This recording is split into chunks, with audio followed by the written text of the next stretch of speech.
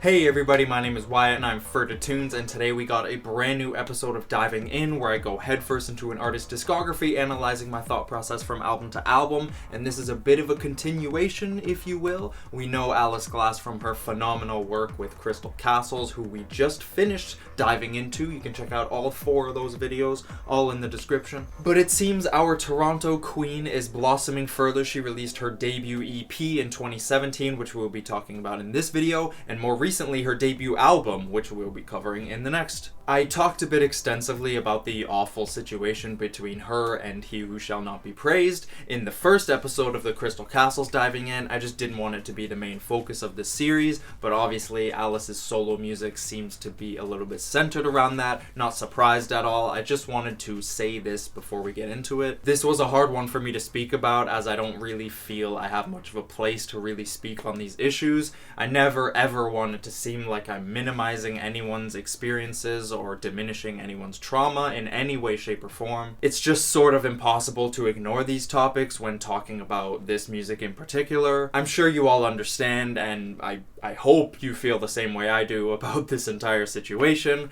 I just wanted to clarify that. It just kind of sort of comes with the territory with this music. Got it, understood, we all good. Let's get into it. Oh, okay, Alice Queen.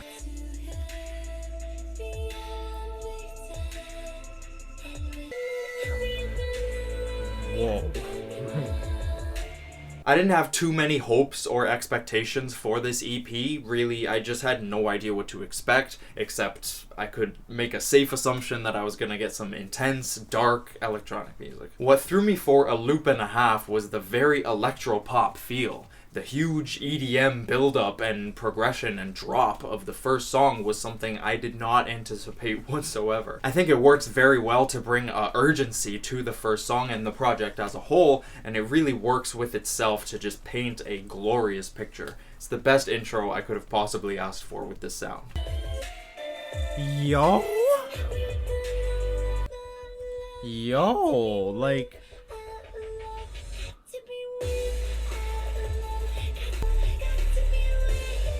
What the fuck? Wow, like I did not expect this.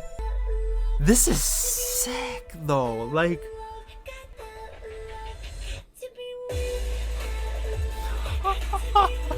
I didn't... Wow, like I'm really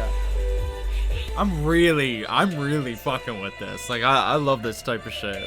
Damn, this is dope. Yo, you can't tell me I'm...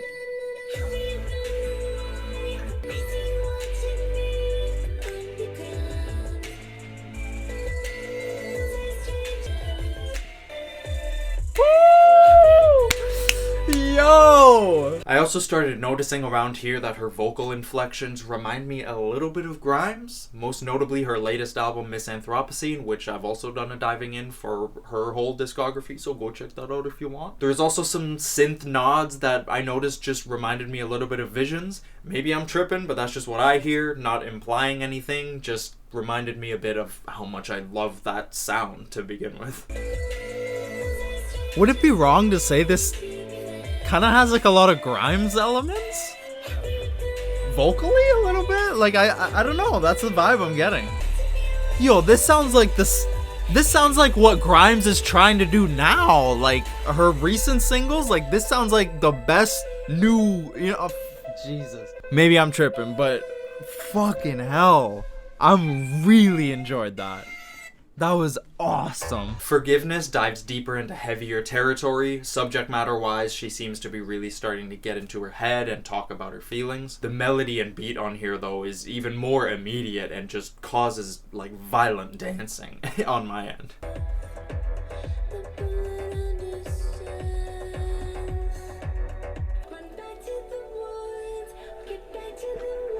Yo. What?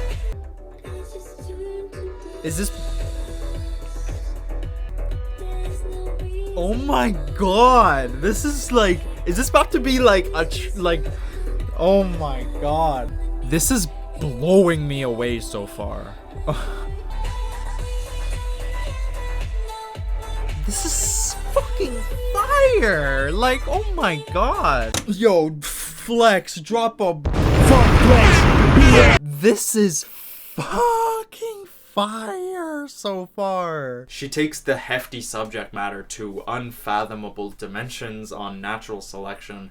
I don't know if I've ever heard such a direct traumatic experience fleshed out into a song. To say it's unnerving is an understatement. This is like one of the heaviest, most haunting songs I've ever heard. It doesn't even feel right to call it a song. It's just this specific experience and the raw, manic emotions that come with it. It's immersive in the most dismaying way ever. Extremely powerful stuff.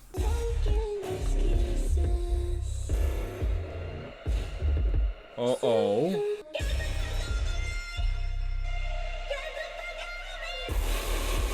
Holy fuck.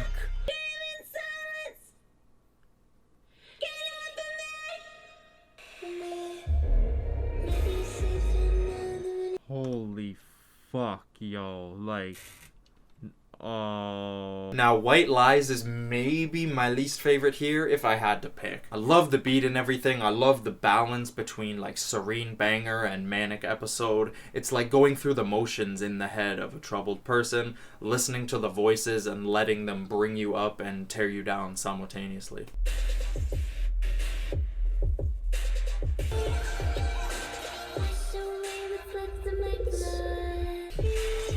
This is like just fantastic.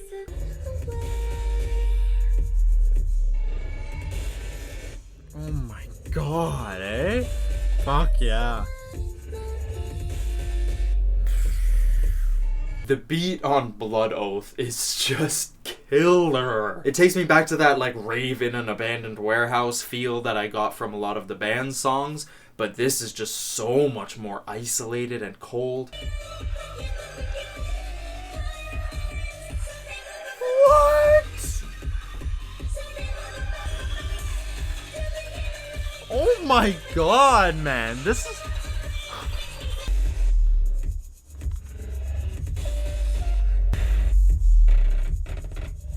Holy fuck, man. The last song, Altar, might have to be my favorite. She strips everything back and delivers a soft, dreamy, emotional ballad that honestly, like, almost brings me to tears every time. Like my heart hurts. Lyrically, it's so depressive, but very reflective and aware of its isolation or situation, I guess. It's so cold and sad. It's pretty much like a perfect song to my eyes. I just can't say enough about this one.